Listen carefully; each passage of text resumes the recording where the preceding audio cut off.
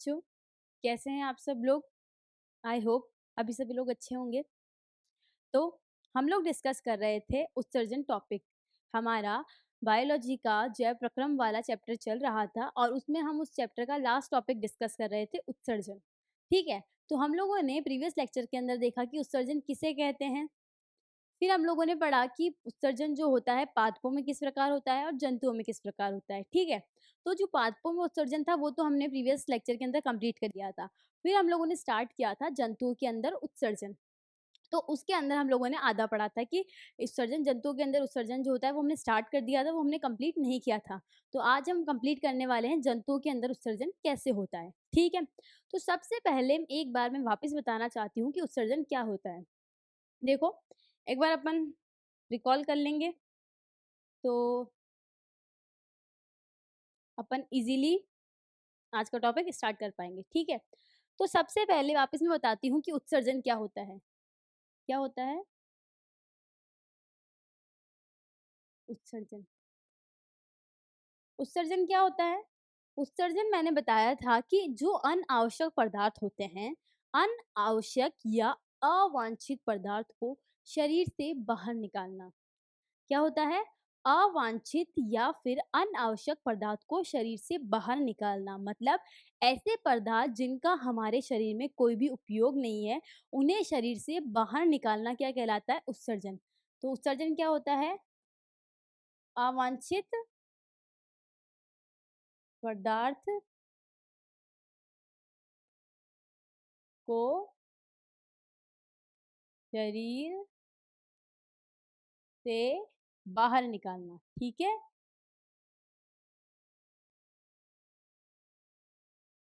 अवांछित पदार्थ को शरीर से बाहर निकालना क्या कहलाता है? हमारा उत्सर्जन कहलाता है। ठीक है, फिर मैंने आपको बताया कि हमें कैसा पता पड़ेगा कि कौन से पदार्थ अवांछित है या फिर अनुपयोगी है। तो हम लोगों ने बताया था कि पादपों के अंदर, हम लोगों ने बताया था पादपों में और जंतुओं में।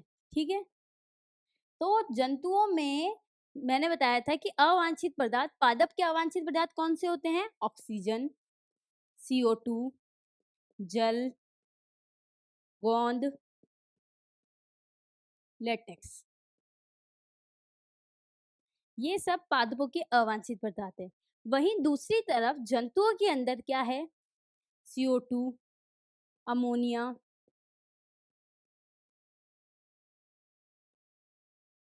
यूरिया,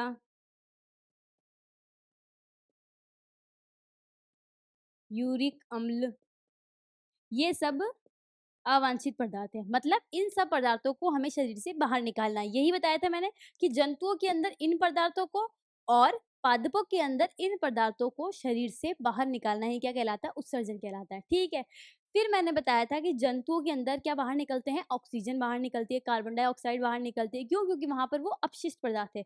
तो जंतुओं के अंदर जो ऑक्सीजन और ये कार्बन डाइऑक्साइड है, ये कैसे बाहर निकलती है? मैंने बताया था रंध्रों के द्वारा। और जो जल होता है वाष्पोत्सर्जन के द्वारा निकल जाता है। और पौधों की पत्तियों में क्या होता है? अवांछित या फिर अपशिष्ट पदार्थ स्टोर हो जाता है, संग्रहण हो जाता है। उसके बाद में वह पदार्थ जो होता है, जब वो पत्ती पेड़ से अलग होती है तो वह अवांछित पदार्थ भी पादप से अलग हो जाता है। ठीक है, तो फिर हमने बात करी थी जंतुओं की। तो जंतुओं के अंदर हम लोगों ने बात करी थी कि जंतुओं के अंदर जो उत्सर्जन होता है या फिर जो उत्सर्जन होता है वो कैसे होता है? जंतुओं के अंदर उत्सर्जन उत्सर्जन तंत्र के द्वारा होता है। ठीक है, देखो मैं बताती हूँ।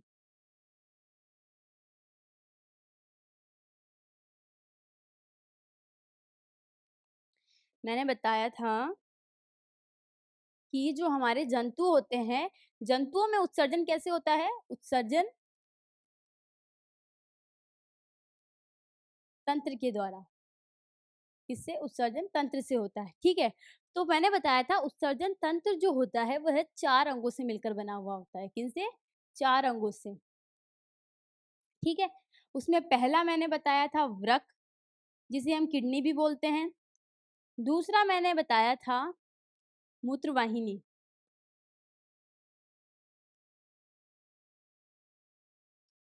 तीसरा मैंने बताया था आपको मूत्राशय। चौथा मैंने आपको बताया था मूत्र मार्ग।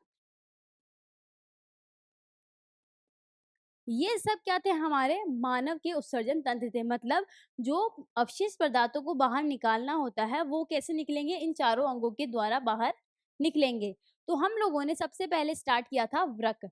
तो वृक्क में मैंने आपको बताया था, वृक्क जो होता है वह बीन शेप का, कैसा, बीन शेप का, ठीक है, बीन शेप का या फिर सेम के बीज के आकार की संरचना होती है, ठीक है।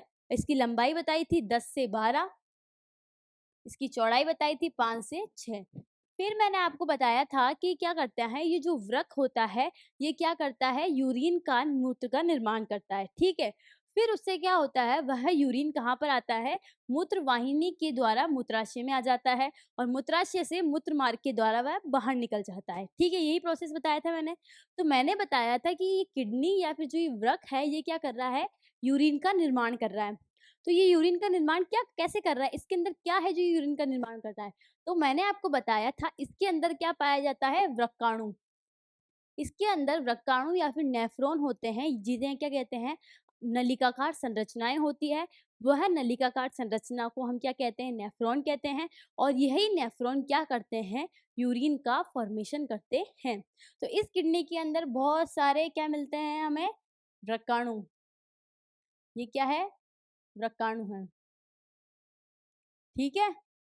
और ये क्या कर रहे हैं, यूरिन का फॉर्मेशन, ओके, ठीक है। तो ये बताया था। फिर मैंने आपको बताया था इस ये वृक्काणु ऐसा दिखता है। तो मैंने आपको बताई थी इस वृक्काणु की संरचना समझाई थी, ठीक है। तो एक बार मैं वापस समझा देती हूँ इस वृक्काणु की संरचना। तो सबसे पहले वृक्काणु की डेफिनेशन क्या होती है, या फिर क्या बताई थी मैंने, वृक्काणु की डेफिनेशन मैंने बताई थी कि जो हमारा वृक्क होता है या फिर जो हमारी किडनी होती है, तो उसके अंदर जो नलिकाकार संरचनाएं होती है उसे हम क्या बोलते हैं, वृक्काणु बोलते हैं। और एक किडनी में कितने वृक्काणु होते हैं, 10 लाख या फिर 1 मिलियन। और दो किडनी में 20 लाख वृक्काणु होते हैं, ठीक है। तो सबसे पहले मैंने बताया था कि वृक्काणु के दो भाग होते हैं। पहला भाग होता है गुच्छ, ये क्या होता है, केशिकाओं का गुच्छा। आपको पता है धमनी, धमनी डिवाइड होकर केशिका, केशिका से केशिका डिवाइड होकर शिरा। तो धमनी से क्या बनी, केशिका। और इन केशिकाओं के गुच्छे को ही हम क्या कहते हैं, गुच्छ कहते हैं, ठीक है। ये क्या है हमारा गुच्छ भाग। फिर मैंने बताया कि दो भाग होते हैं, तो पहला गुच्छ और दूसरा वृक्क नलिका, दूसरा वृक्क नलिका, ठीक है, दूसरा वृक्क नलिका। वृक्क नलिका का जो पहला भाग होता है उसे हम बोलते हैं बोमन कैप्सूल। यही बताया था मैंने, बोमन कैप्सूल। तो बोमन कैप्सूल क्या होता है, एक प्यालेनुमा संरचना होती है। देखो क्या होता है, नलिका का एक प्रारंभिक भाग होता है और एक प्यालेनुमा संरचना होती है। जो प्यालेनुमा संरचना होती है इसे ही हम क्या बोलते हैं, क्या होता है, प्यालेनुमा संरचना होती है, दोहरी झिल्ली युक्त प्यारे प्यालेनुमा संरचना, ये ऐसे होती है, ठीक है। ये क्या है हमारा बोमन्स कैप्सूल। फिर मैंने आपको बताया था दूसरा इसका भाग होता है समीपस्थ कुंडलित नलिका, जिसे हम बोलते हैं प्रोक्सिमल कॉन्वोल्यूटेड ट्यूब्यूल, पीसीटी, ठीक है। बोमन्स कैप्सूल से एक अति कुंडलित नलिका प्रारंभ होती है, जिसे हम क्या बोलते हैं, समीपस्थ कुंडलित नलिका। तीसरा आता है हेलने लूप, ये क्या होता है, यू शेप की नलिका या फिर हेयर पिन लाइक स्ट्रक्चर होती है। फिर आता है चौथा कि हेलने लूप की भुजा से एक वापस, ये हमारा हेलने लूप, और इसकी भुजा से वापस एक कुंडलित संरचना निकलती है, ठीक है। जो हेलने लूप है, ये जो हेलने लूप है हेयर पिन जैसा, इसकी भुजा से वापस एक कुंडलित संरचना निकलती है या फिर कुंडलित नलिका निकलती है। इस कुंडलित नलिका को हम बोलते हैं डीसीटी, इसे हम बोलते हैं पीसीटी, प्रॉक्सिमल कॉन्वोल्यूटेड ट्यूब्यूल, समीपस्थ कुंडलित नलिका और दूरस्थ कुंडलित नलिका डिस्टल कॉन्वोल्यूटेड ट्यूब्यूल, ठीक है, क्लियर है। तो वृक्क के कितने भाग होते हैं, वृक्काणु के दो भाग होते हैं, पहला भाग गुच्छ ये हमारा पहला भाग गुच्छ, फिर दूसरा भाग होता है वृक्क नलिका। ठीक है, तो वृक्क नलिका का पहला भाग कौन सा है? Bowman's capsule. ये वृक्क नलिका का पहला भाग बोमन्स कैप्सूल, ये समीपस्थ कुंडलित नलिका वृक्क नलिका का दूसरा भाग, ये वृक्क नलिका का तीसरा भाग Henle loop hairpin like structure, और ये इसका चौथा भाग क्या है? ये डिस्टल कन्वर्टेड ट्यूब्यूल या दूरस्थ कुंडलित नलिका। तो यह है हमारा वृक्काणु की संरचना। इस वृक्काणु के अंदर ही क्या होता है? इस वृक्काणु के अंदर ही यूरिन फॉर्मेशन होता है।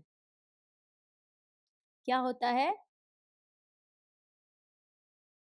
यूरिन फॉर्मेशन होता है, यूरिन का निर्माण होता है। ठीक है, तो क्या होता है? किडनी के अंदर ये वृक्काणु ही होता है और इस वृक्काणु के अंदर ही यूरिन का फॉर्मेशन होता है, मूत्र का निर्माण होता है। ठीक है, तो अब हम लोगों ने वृक्काणु या फिर नेफ्रॉन की संरचना तो पढ़ ली है।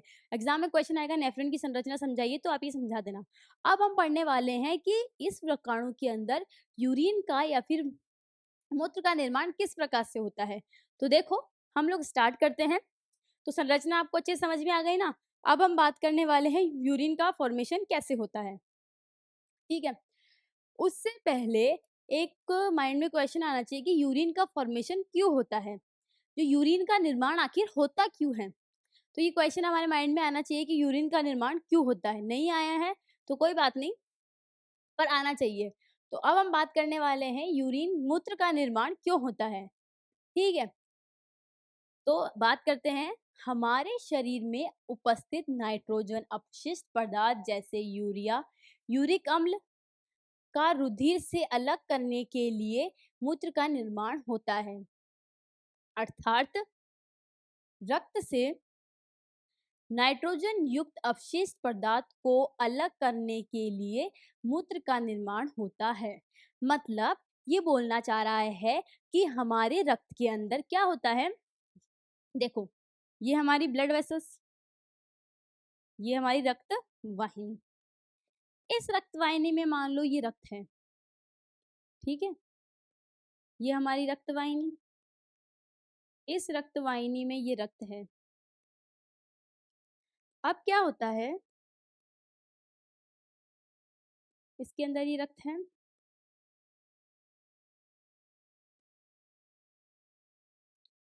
अब इस रक्त के अंदर क्या है? साथ में अपशिष्ट पदार्थ भी है। क्या है? अपशिष्ट पदार्थ भी। तो मैंने आपको क्या बताया कि जंतुओं के अंदर कौन कौन से अपशिष्ट पदार्थ होते हैं? कार्बन डाइऑक्साइड, यूरिया, यूरिक अम्ल। ठीक है, तो यह है कार्बन डाइऑक्साइड, मान लो ये यूरिया है, ये यूरिक अम्ल है। ठीक है, तो क्या होता है हमारे रक्त के अंदर, ये क्या है हमारा रक्त या फिर रुधिर, हमारे रक्त में क्या उपस्थित है? क्या प्रेजेंट है? हमारे रक्त में उपस्थित है अपशिष्ट पदार्थ।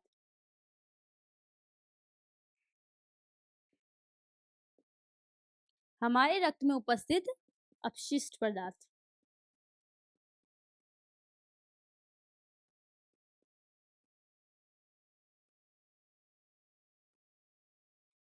हमारे रक्त में उपस्थित अपशिष्ट पदार्थ को रक्त से अलग करने के लिए यूरिन का निर्माण होता है।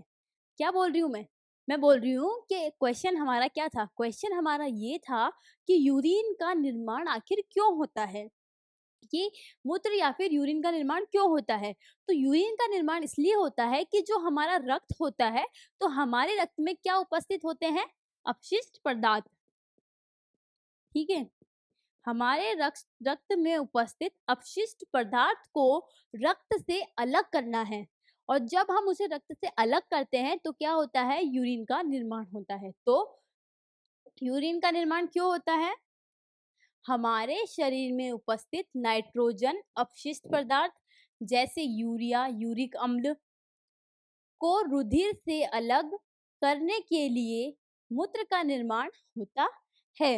इन सब पदार्थों को शरीर से या फिर हमारे रक्त से अलग करने के कारण यूरिन का निर्माण होता है। अर्थात रक्त से नाइट्रोजन युक्त अपशिष्ट पदार्थ अलग करना।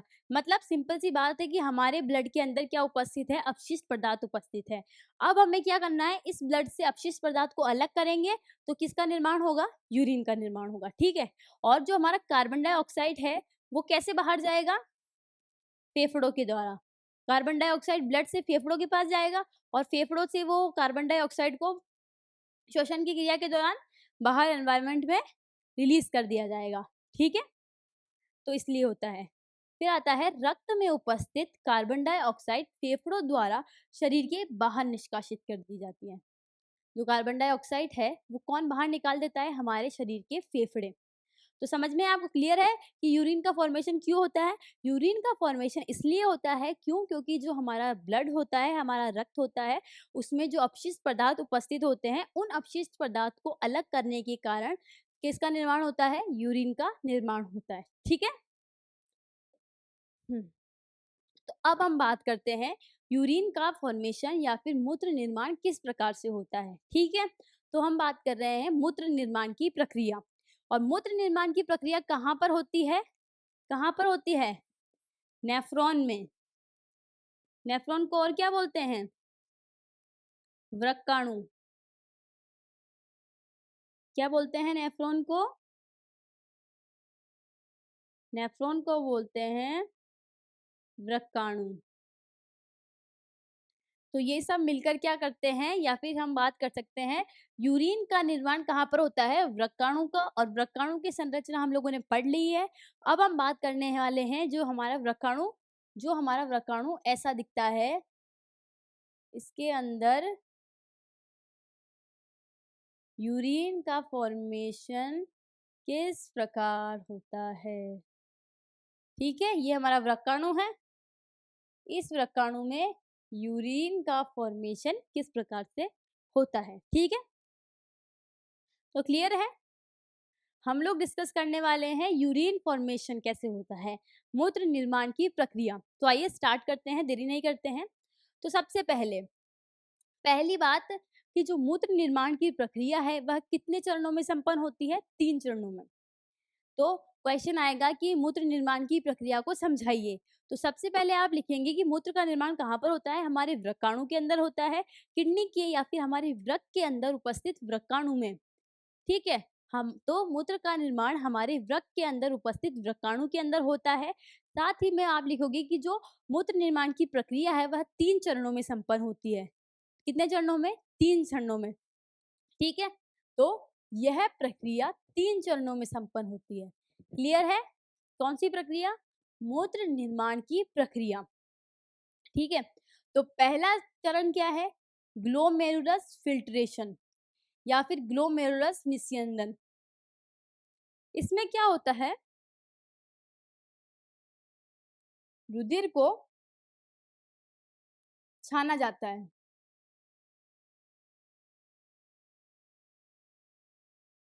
क्या करा जाता है, रुधिर को छाना जाता है। ठीक है, जैसे हम चाय छानते हैं, चाय में से हम चाय पत्ती को अलग कर लेते हैं, चाय छानते हैं तो उसमें से हम क्या करते हैं, चाय पत्ती को अलग कर लेते हैं। वैसे ही हम रुधिर को छानेंगे और उस रुधिर में से क्या अलग कर लेंगे, अपशिष्ट पदार्थ। ठीक है, तो हम चाय को किससे छान रहे हैं, चाय छलनी होती है, उससे हम क्या करते हैं, चाय छानते हैं और जो हमारी चाय पत्ती होती है वह चाय से अलग हो जाती है। वैसे ही हम क्या करेंगे, इसके अंदर किसको छानेंगे, रुधिर को। तो इसमें से हमें रुधिर के अंदर से क्या निकालना है, अपशिष्ट पदार्थ। ठीक है, तो रुधिर के अंदर से क्या निकालना है, अपशिष्ट पदार्थ निकालना है, मतलब रुधिर को छानना है। ठीक है, अब मैंने आपको बताया कि ये पूरा प्रोसेस हो रहा है, ये कहाँ पर हो रहा है, जो हमारी किडनी है या फिर हमारा वृक्क है, उसके जो वृक्काणु है उसके अंदर ही हो रहा है। तो अब उसके अंदर ही क्या होगा, वृक्काणु के अंदर ही सबसे पहले क्या करा जाएगा, उस रक्त को छाना जाएगा। मतलब उस रक्त में से जो अपशिष्ट पदार्थ है उसे अलग निकाल लिए जाएंगे। ठीक है, तो देखो ये हमारा नेफ्रॉन है, सॉरी, हाँ नेफ्रॉन है जो उसका वृक्काणु भाग है।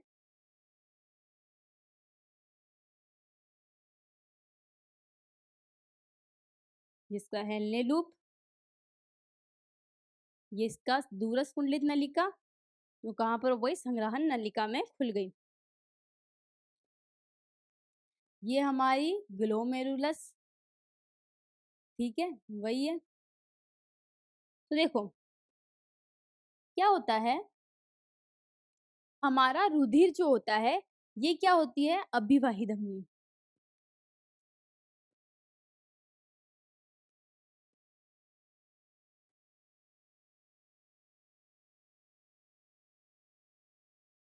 ये है हमारी अपवाही धमनी।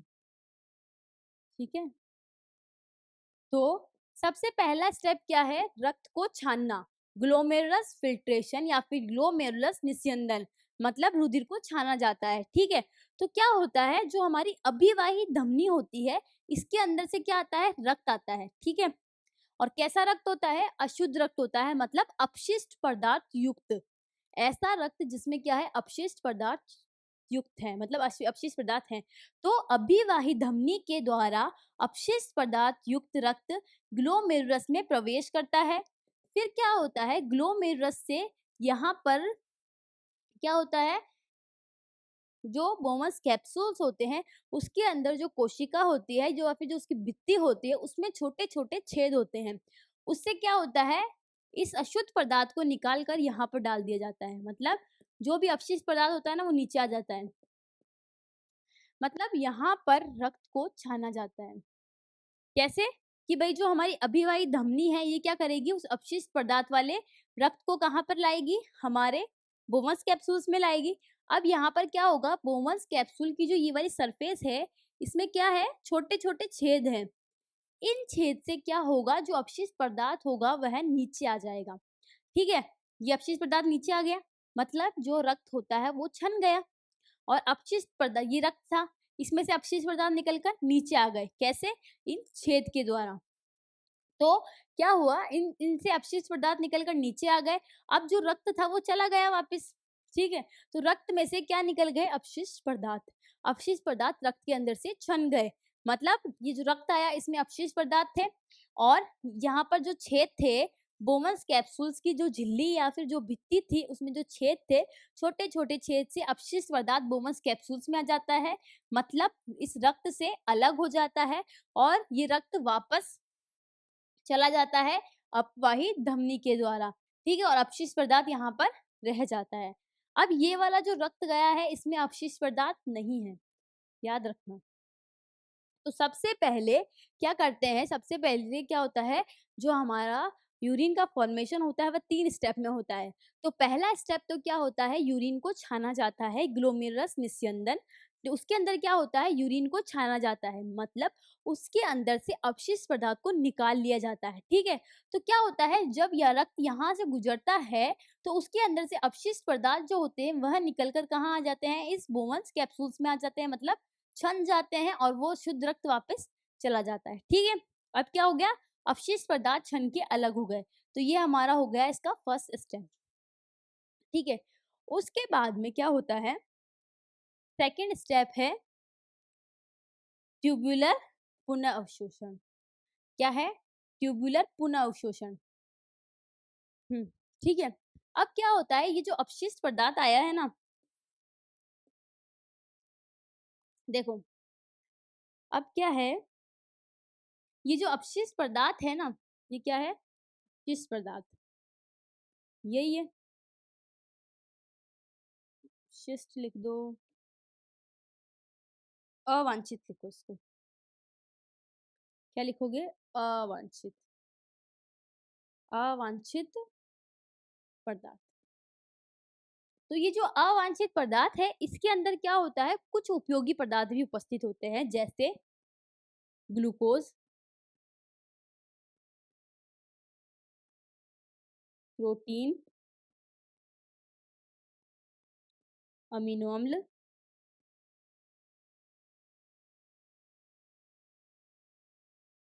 ठीक है। तो क्या होता है कि जब रक्त छनता है तो उसमें जो अपशिष्ट पदार्थ आता है उसमें कुछ उपयोगी पदार्थ भी उपस्थित होते हैं, मतलब अपशिष्ट पदार्थ के साथ में कुछ मात्रा में उपयोगी पदार्थ भी उपस्थित होते हैं। ठीक है, तो क्या होता है, जो ये नलिकाकार भाग होता है, जब ये अपशिष्ट पदार्थ इस नलिकाकार भाग से गुजरता है तो क्या होता है, क्या होता है, यह जो हमारे आवश्यक पदार्थ है ये वापस अवशोषित कर लिए जाते हैं, मतलब उस ट्यूब्यूल से वापस ले लिए जाते हैं।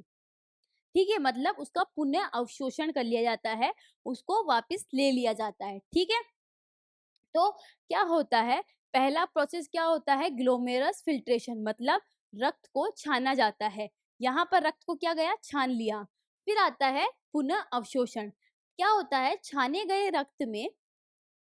गए अपशिष्ट पदार्थ में कुछ मात्रा में उपयोगी पदार्थ जैसे ग्लूकोज, प्रोटीन, अमीनो अम्ल भी उपस्थित होते हैं। अब हमें क्या करना है, ये आवश्यक पदार्थ को वापस लेना है।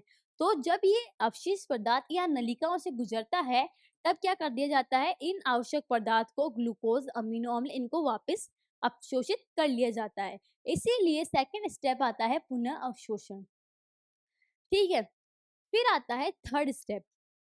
थर्ड स्टेप क्या होता है कि देखो, जरूरी नहीं है कि सारा अपशिष्ट पदार्थ यहाँ पर छन जाए। कुछ अपशिष्ट पदार्थ क्या होता है, रह जाता है। ठीक है, तो जो अपशिष्ट पदार्थ रह जाता है, उसे क्या करते हैं, वापस इसके अंदर डाल दिया जाता है। इसके अंदर, इन नलिकाओं में। कौन सी नलिकाओं में, वृक्क की जो नलिका है उनके अंदर उन अपशिष्ट पदार्थ को वापस डाल दिया जाता है। देखो क्या होता है, ये जो नलिका है इसके साथ साथ यहाँ पर भी नलिकाएं होती है। ठीक है ना।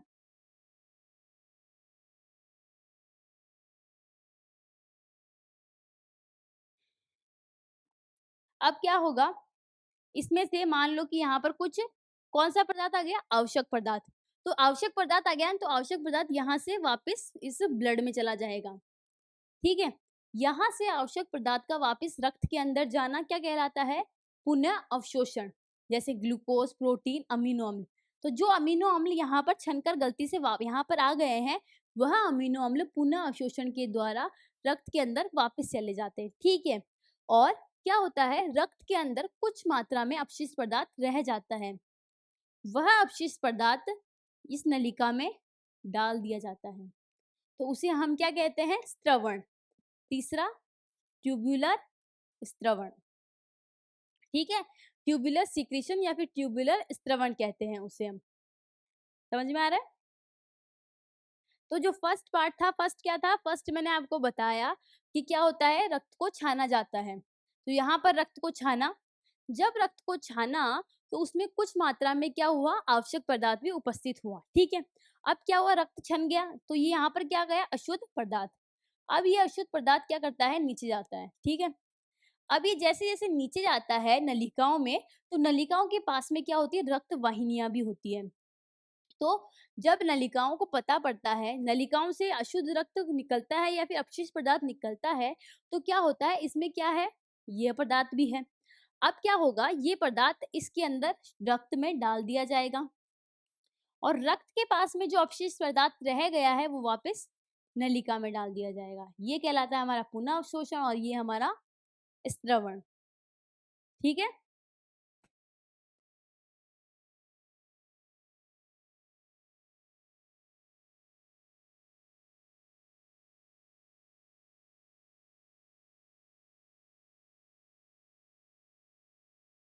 तो देखो,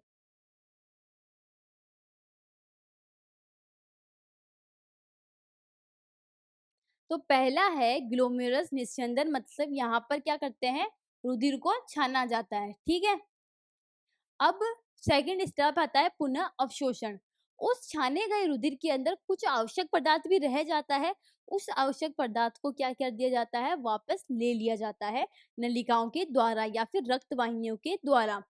ठीक है, अब क्या होता है, रक्त के अंदर कुछ मात्रा में क्या उपस्थित होता है, रक्त के अंदर भी कुछ मात्रा में अपशिष्ट पदार्थ रह जाता है। तो वो अपशिष्ट पदार्थ रक्त वाहिनियों से वापस कहाँ डाल दिया जाता है, नलिकाओं में। देखो ये क्या है हमारी,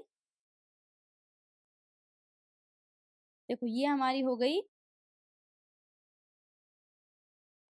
रक्त नलिका, डीसीटी बोल दो, और ये हो गई हमारी रक्त वाहिनी। अब क्या होगा, जो ये हमारी रक्त नलिकाएं होती है, इनकी पास पास में रक्त वाहिनियां चलती रहती है। अब क्या है, ये हमारा यूरिन है। ठीक है, ये हमारा अपशिष्ट पदार्थ है। इस अपशिष्ट पदार्थ में क्या है, कुछ मात्रा में क्या उपस्थित है, आवश्यक पदार्थ। ये आवश्यक पदार्थ व्हाइट कलर से बना रही हूँ। ग्लूकोज अमीनो अम्ल। तो क्या होता है, ये आवश्यक पदार्थ यहाँ से निकलकर यहाँ चले जाते हैं।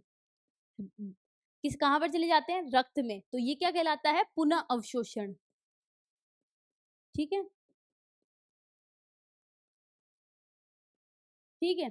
और हमारे रक्त के अंदर भी कुछ मात्रा में क्या रह जाता है? अपशिष्ट पदार्थ। ठीक है, तो ये अपशिष्ट पदार्थ वापस रक्त के अंदर आ जाते हैं। कैसे? स्त्रवण के द्वारा। ये स्टेप कैसे कहलाता है? स्त्रवण।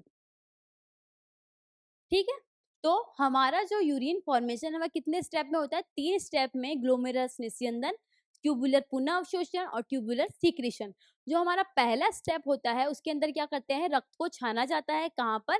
बोवंस कैप्सूल्स के अंदर। ठीक है, फिर रक्त नलिकाओं से गुजरता है और उस नलिकाओं में क्या कर दिया जाता है? पुनः स्त्रवण या पुनः अवशोषण किया जाता है। किसका? आवश्यक पदार्थ का। और स्त्रवण किया जाता है अनावश्यक पदार्थ का। ठीक है, तो एक-एक करके पढ़ते हैं। देखो, पहला स्टेप क्या है? पहला स्टेप है ग्लोमेरुलस फिल्ट्रेशन या फिर ग्लोमेरुलस निस्यंदन। ठीक है, इसमें क्या होता है? नाइट्रोजन युक्त अशुद्ध रक्त को छाना जाता है। मतलब ये क्या बोल रहा है?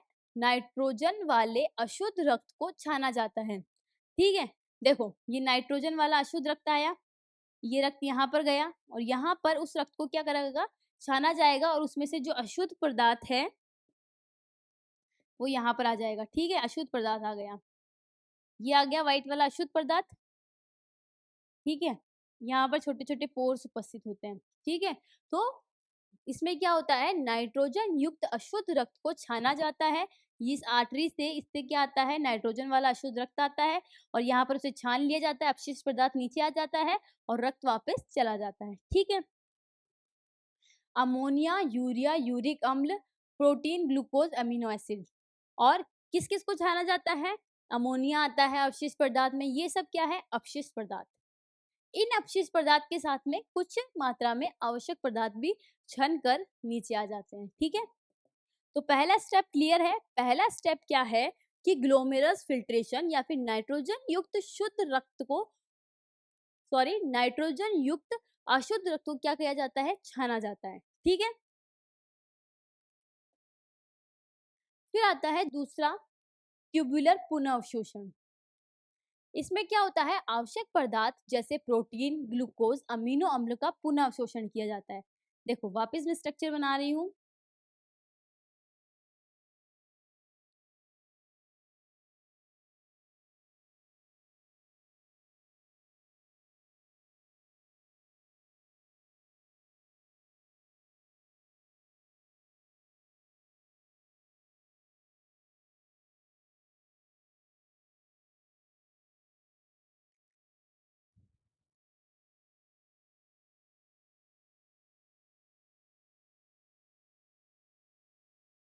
ये रक्त वाहिनी भी इसके साथ-साथ चलती है।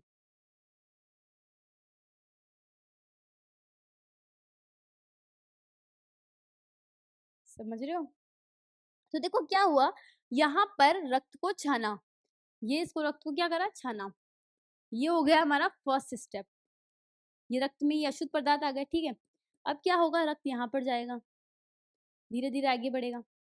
ये अशुद्ध पदार्थ है ना, रक्त छन गया, उसके बाद में ये रक्त यहाँ पर चला गया। ठीक है, इस रक्त में जो अशुद्धियाँ थी वह नीचे आ गई और ये रक्त यहाँ पर चल रहा है। ठीक है, अब क्या होगा? जैसे-जैसे ये आगे बढ़ेगा तो इसे पता चलेगा कि इसके पास में कुछ आवश्यक पदार्थ भी उपस्थित है, जैसे ग्लूकोज, प्रोटीन, ग्लूकोज, अमीनो अम्ल। तो ये नलिका क्या करेगी? वृक्क नलिका इन आवश्यक पदार्थों को कहाँ पर डाल देगी? इस रक्त वाहिनी में। ठीक है, क्यों भाई? क्योंकि हमको तो सिर्फ अनावश्यक पदार्थ को ही शरीर से बाहर निकालना है, तो हम आवश्यक पदार्थ को शरीर से बाहर क्यों निकालें? तो आवश्यक पदार्थ को कहाँ पर डाल दिया जाएगा? रक्त वाहिनियों में। तो यही हमारा क्या कहलाता है? पुनः अवशोषण। मतलब जो रक्त नलिका के अंदर आवश्यक पदार्थ आ गए थे वह रक्त वाहिनियों में वापस चले गए हैं, उनका पुनः अवशोषण हो गया है। ठीक है, फिर आता है ट्यूबुलर स्त्रवण।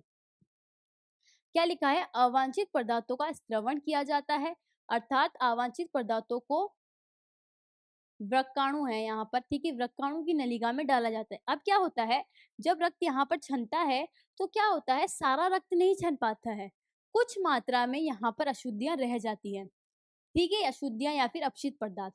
तो क्या करता है, ये रक्त उस अपशिष्ट पदार्थ को इसमें डाल देता है।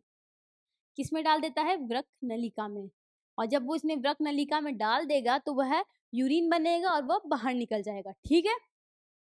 तो ये है हमारा तीसरा स्टेप, स्त्रवण, ठीक है। क्लियर है कि क्या होता है, सबसे पहले रक्त को छाना जाता है, उसे हम बोलते हैं निस्यंदन, ठीक है, रक्त को छाना, यहाँ पर अशुद्धियां आ गई। फिर आता है पुनः अवशोषण। तो क्या होता है, आवश्यक पदार्थ जो होते हैं वापस रक्त वाहिनी में चले जाते हैं, ठीक है, और फिर रक्त वाहिनी से जो अनावश्यक पदार्थ है वो वापस व्रक नलिका में आ जाते हैं। तो इन 3 चरणों के अंदर हमारा जो होता है मूत्र का निर्माण होता है। हम लोगों ने व्रक की संरचना पढ़ ली। अब व्रक का निर्माण कितने चरणों में होता है, 3 चरणों में। अब हम बात करते हैं इसकी क्रियाविधि कि कैसे व्रक का सॉरी कि कैसे यूरिन का निर्माण होता है, ठीक है। तो सबसे पहले मैं डायग्राम बना लेती हूँ।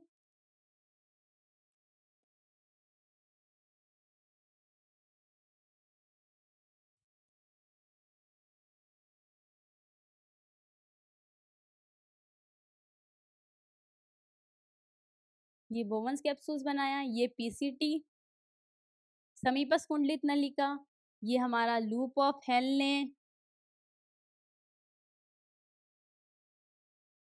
ये हमारा दूरस्थ कुंडलित नलिका, और ये हमारी संग्रह नलिका में खुल गया, ठीक है। मैं बना देती हूँ अब हमारी रक्त वाहिनियां। ये रक्त वाहिनियां भी साथ साथ चलती हैं, बताया ना मैंने आपको।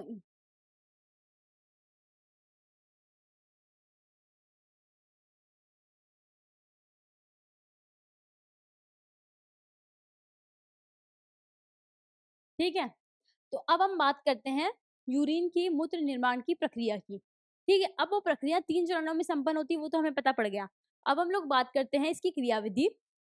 जब रक्त अर्थात जब रक्त या फिर नाइट्रोजन अपशिष्ट पदार्थ युक्त रक्त नेफ्रॉन के कोशिकीय गुच्छ से होकर गुजरता है, तब इस रक्त में से उपस्थित नाइट्रोजन अपशिष्ट पदार्थ गुच्छ से बोवंस कैप्सूल में आ जाता है। मतलब ये क्या बोल रहा है, अपशिष्ट पदार्थ युक्त या फिर नाइट्रोजन अपशिष्ट पदार्थ युक्त रक्त जब गुच्छ से गुजरता है तो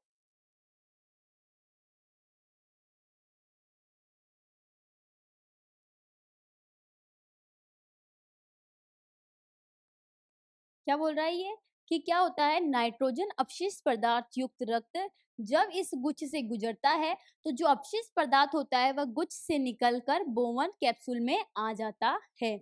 यही बोल रहा है ये कि नाइट्रोजन अपशिष्ट पदार्थ युक्त रक्त नेफ्रॉन के कोशिका गुच्छ से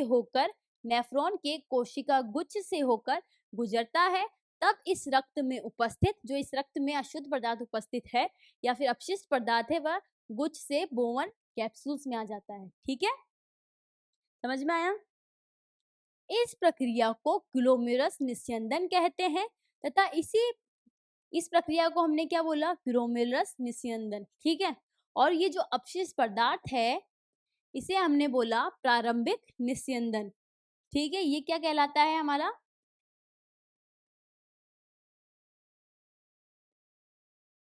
प्रारंभिक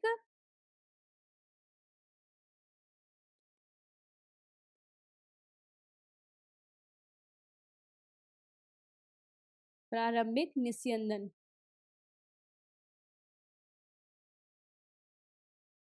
ठीक है। तो क्या होता है कि अशुद्ध रक्त जब हमारे व्रकाणु के गुच्छ भाग से गुजरता है तो उसमें से अशुद्ध रक्त या फिर जो अशुद्धियां होती है वह बोवंस कैप्सूल्स में आ जाती है। इन अशुद्धियों को हम क्या कहते हैं, प्रारंभिक निस्यंदन, ठीक है। प्रारंभिक निस्यंदन में अपशिष्ट पदार्थों के साथ साथ बहुत से उपयोगी पदार्थ भी उपस्थित होते हैं, जैसे ग्लूकोज, प्रोटीन, अमीनो अम्ल। मैं बता रही हूँ ना कि सारा अपशिष्ट पदार्थ नहीं होता, अपशिष्ट पदार्थ के साथ में कुछ मात्रा में आवश्यक पदार्थ भी आ जाते हैं, ठीक है। तो मान लो ये आवश्यक पदार्थ आ गए, ठीक है? ये बता रहा है। तो क्लियर है? क्या हुआ कि सबसे पहले यहाँ पर रक्त को छाना गया और उसमें छाने हुए रक्त को हमने क्या बोला? प्रारंभिक निस्यंदन। प्रारंभिक निस्यंदन में आवश्यक पदार्थ भी उपस्थित हैं। फिर क्या आता है? गुच्छ से निकलने के बाद प्रारंभिक निस्यंदन वृक्क नलिका में प्रभावित होता है। क्या होता है? गुच्छ से निकलने के बाद ये जो प्रारंभिक निस्यंदन है, कहाँ पर प्रवाहित होता है? ये पूरा क्या है हमारा? वृक्क नलिका का भाग। तो वृक्क नलिका में प्रवाहित होता है, ठीक है? वृक्क नलिका में आगे की तरफ बढ़ता है।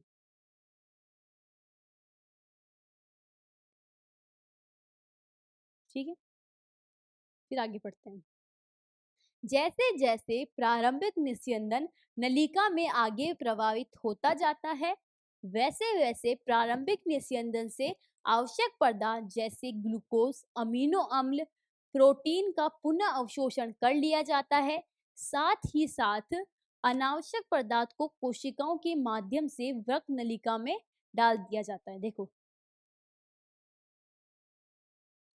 ये लाइन क्या बोल रही है कि जैसे जैसे ये प्रारंभिक निस्यंदन आगे बढ़ रक्त नलिका में आगे बढ़ता है, वैसे वैसे इस प्रारंभिक निस्यंदन में उपस्थित आवश्यक पदार्थ को कोशिकाओं के अंदर डाल दिया जाता है तथा कोशिकाओं में या फिर रक्त में उपस्थित अनावश्यक पदार्थ को इस रक्त नलिका के भाग में डाल दिया जाता है।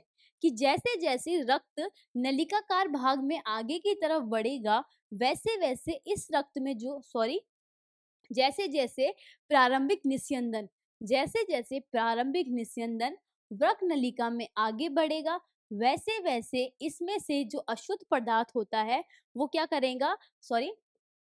क्या होता है? जो आवश्यक पदार्थ होता है वह वापस रुधिर में डाल दिया जाता है और अनावश्यक पदार्थ रुधिर से वापस इसके अंदर डाल दिया जाता है। किसमें? वृक्क नलिका में। यही बताया गया है कि जैसे जैसे प्रारंभिक निस्यंदन नलिका में आगे प्रवाहित होता है, वैसे वैसे प्रारंभिक निस्यंदन में से आवश्यक पदार्थ ग्लूकोज, अमीनो अम्ल को पुनः अवशोषण कर लिया जाता है। आ, आ, साथ ही साथ अनावश्यक पदार्थ को कोशिकाओं के माध्यम से वृक्क नलिका में डाल दिया जाता है। ठीक है? अतः सभी अवांछित पदार्थ को रक्त से अलग कर लिया जाता है। क्या हुआ? ये हमारा बना हेनले लूप। ठीक है? ये आगे का ऐसे बना देती हूँ। ठीक है? ये हमारी तो ये यही बोल रहा था कि जैसे जैसे प्रारंभिक निस्यंदन आगे बढ़ेगा, उसमें से आवश्यक पदार्थ रुधिर में डाल देंगे और अनावश्यक पदार्थ वृक्क नलिका में। ठीक है? अतः अंत में यहाँ तक जाते जाते इसमें से सारे रुधिर में से अनावश्यक पदार्थ को अलग कर लिया जाएगा, मतलब यूरिन का निर्माण हो जाएगा। ठीक है? ये सिर्फ एक वृक्क का है। हमारी किडनी के अंदर, हमारे वृक्क के अंदर कितने हैं? एक किडनी के अंदर 10 लाख वृक्क हैं और 2 किडनी में 20 लाख वृक्क हैं। ठीक है? समझ में आ गया? 2 किडनी में कितने वृक्क हैं? 20 लाख वृक्क हैं। क्लियर? कि कैसे यूरिन का निर्माण होता है? एक बार वापस बता देती हूँ। यूरिन का निर्माण क्या होता है? क्या होता है? जब अशुद्ध रक्त गुच्छ से होकर गुजरता है, तो इसमें से जो अशुद्धियाँ होती है वो बोवंस कैप्सूल्स में आ जाती है। इसे हम बोवंस कैप्सूल्स में आ जाती है और इन अशुद्धियों को हम क्या बोलते हैं? प्रारंभिक निस्यंदन। इस प्रारंभिक निस्यंदन में कुछ आवश्यक पदार्थ भी उपस्थित होता है। जैसे जैसे प्रारंभिक निस्यंदन नलिका के आगे बढ़ता है, वैसे वैसे इसमें से आवश्यक पदार्थ तो रक्त में चला जाता है और अनावश्यक पदार्थ रक्त से इस नलिका में आ जाता है। अतः अंत में रक्त से सारे अनावश्यक पदार्थ को अलग कर लिया जाता है। हम यूरिन का निर्माण क्यों कर रहे हैं? क्यों? क्योंकि रक्त से हमें अनावश्यक पदार्थ को अलग करना है। ठीक है? यही हमारा एम था कि हमें रक्त से अनावश्यक पदार्थ को अलग करना था और वो हमने कर लिया है। ठीक है? आई होप आप लोगों को अच्छे से समझ में आ गया होगा कि यूरिन का फॉर्मेशन कैसे होता है। ठीक है?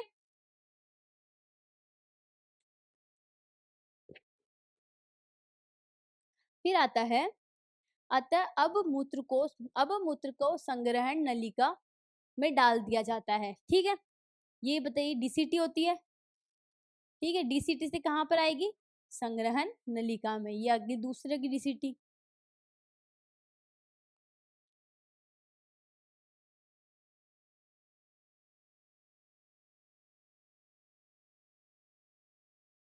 ठीक है, तो ये रक्त यहाँ पर आया, फिर यहाँ से कहाँ डाल दिया? संग्रहण नलिका में। फिर आता है संग्रहण नलिका से मूत्र मूत्र वाहिनी के द्वारा मूत्राशय में चला जाता है। ठीक है, अब बहुत सारी संग्रहण नलिका से यहाँ पर क्या होगा? यूरिन इकट्ठा हो जाएगा। यहाँ से यूरिन मूत्र वाहिनी के द्वारा, ये क्या है हमारी मूत्र वाहिनी, तो हमारी किडनी के अंदर मूत्र का निर्माण हो चुका है। उसके बाद में हमारी किडनी के अंदर यूरिन का निर्माण होने के बाद में वह यूरिन मूत्र वाहिनी के द्वारा कहाँ पर आता है? हमारे मूत्राशय में आता है। ठीक है, यूरिनरी ब्लैडर में। यहाँ पर उसे क्या होता है? एक पर्टिकुलर टाइम पीरियड तक स्टोर करके रखा जाता है, फिर उसे यूरिथ्रा के द्वारा बाहर निकाल दिया जाता है। ठीक है, क्लियर है?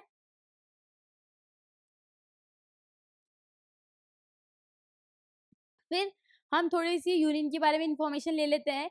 यूरिन का निर्माण कैसे होता है, ये तो हम लोगों ने पढ़ लिया कि यूरिन का निर्माण कैसे हो रहा है। अब हम थोड़ी-सी यूरिन की इन्फॉर्मेशन ले लेते हैं कि एक वयस्क मनुष्य, क्या बता रहा है ये? कि एक वयस्क मनुष्य 1 दिन में 1 से 1.5 लीटर यूरिन का या फिर यूरिन उत्सर्जित करता है। मतलब 1 से 1.5 लीटर यूरिन क्या करता है? बॉडी से एक्सक्रीट करता है। ठीक है? फिर आता है यूरिन या फिर मूत्र हल्के पीले रंग का होता है, थोड़ा अम्लीय है, इसका पीएच कितना होता है? 6 होता है। ठीक है, फर्स्ट लाइन क्या है कि एक वयस्क मनुष्य 1 दिन में 1 से 1.5 लीटर यूरिन क्या करता है? उत्सर्जित करता है। इसका पीएच जो होता है वह 6 होता है, मतलब ये अम्लीय होता है और हल्के पीले रंग का होता है। फिर आता है इस यूरिन के अंदर 25 से 30 ग्राम यूरिया दो 25 से 30 ग्राम यूरिया प्रतिदिन यूरिन द्वारा उत्सर्जित होता है। मतलब यूरिन के अंदर कितना ग्राम यूरिया प्रेजेंट होता है? 25 से 30 ग्राम यूरिया।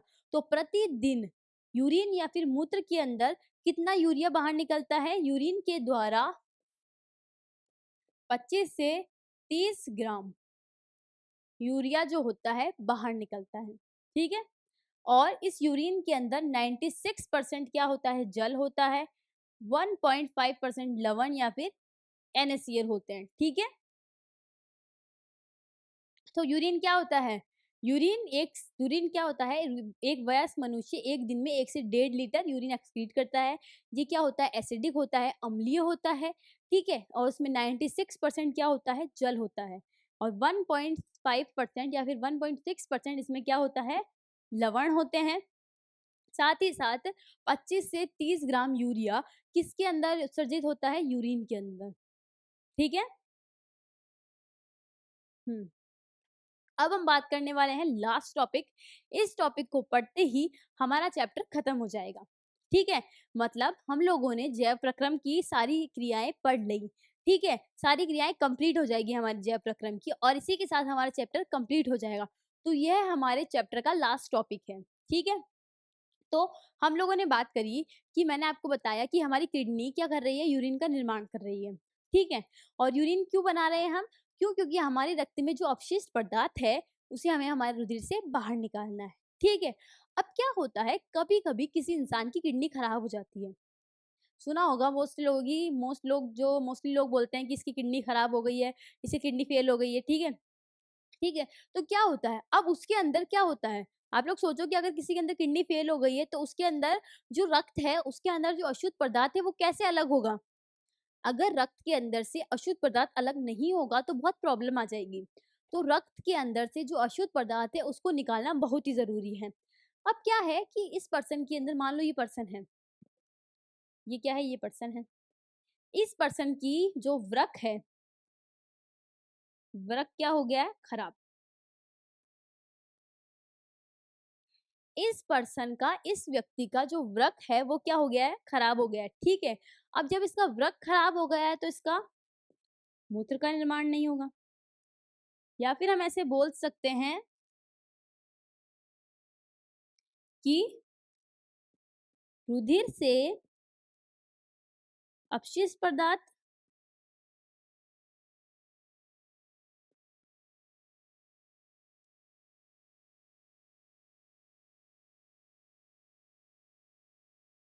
रुधिर से अपशिष्ट पदार्थ अलग नहीं होंगे, ठीक है। अब मान लो किसी पर्सन की या फिर किसी व्यक्ति की एक किडनी खराब हुई, एक वृक्क खराब हुआ, तो कोई बात नहीं, दूसरे के ज़रिए काम हो जाएगा। पर किसी व्यक्ति की अगर दोनों ही किडनी खराब हो गई, ठीक है, तो क्या होता है, कुछ-कुछ कंडीशंस के अंदर तो क्या करती है वो किडनी ट्रांसप्लांट किया जाता है, ठीक है। और क्या होता है, साथ ही साथ ये भी कर सकते हैं, क्या होता है कि इस व्यक्ति की किडनी खराब हो गई है।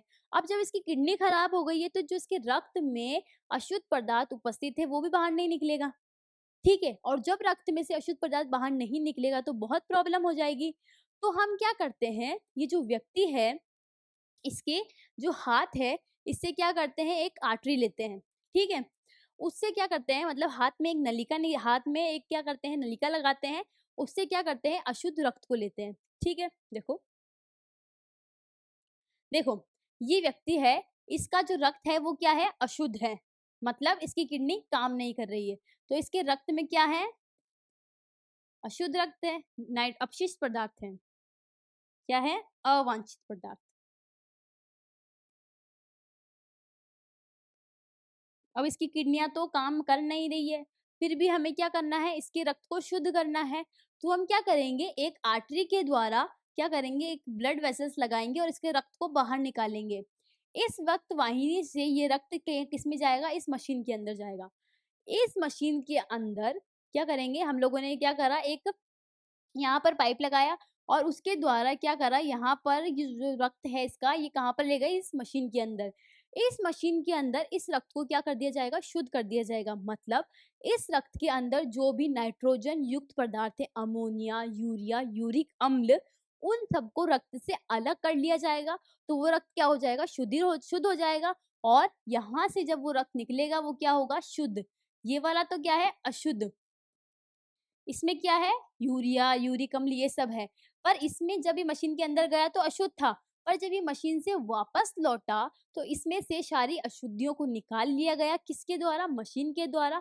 और फिर इस रक्त को वापस इस पर्सन के अंदर डाल दिया गया, शुद्ध रक्त, ठीक है। मतलब अशुद्ध रक्त को लाए और उसे इस मशीन के अंदर क्या करा, उसमें से अशुद्धियां निकाल ली। अशुद्धियां निकाल ली तो वो रक्त शुद्ध हो गया और उस रक्त को वापस व्यक्ति के अंदर डाल दिया। मतलब यहाँ पर वृक्क का, किडनी का कार्य कौन कर रहा है, ये मशीन। ये मशीन क्या कर रही है, वृक्क का कार्य। वृक्क का कार्य क्या है, रक्त को शुद्ध करना, यही तो वृक्क का कार्य है। तो इस वृक्क का कार्य किसने करा, इस मशीन ने। तो क्या होता है, जब किसी पर्सन के अंदर किडनी काम नहीं करती है, तब हम क्या करते हैं, कृत्रिम अपोहन या फिर हीमोडायलिसिस करते हैं। हीमोडायलिसिस के अंदर क्या करता है, रक्त को एक मशीन के अंदर से गुजारा जाता है। उस मशीन के अंदर से रक्त में उपस्थित अशुद्धियां, नाइट्रोजन, अमोनिया, इन सबको बाहर निकाल लिया जाता है और उस रक्त को शुद्ध कर दिया जाता है और वह रक्त उस व्यक्ति के अंदर वापस डाल दिया जाता है। इस प्रक्रिया को हम क्या कहते हैं, कृत्रिम अपोहन या फिर हीमोडायलिसिस।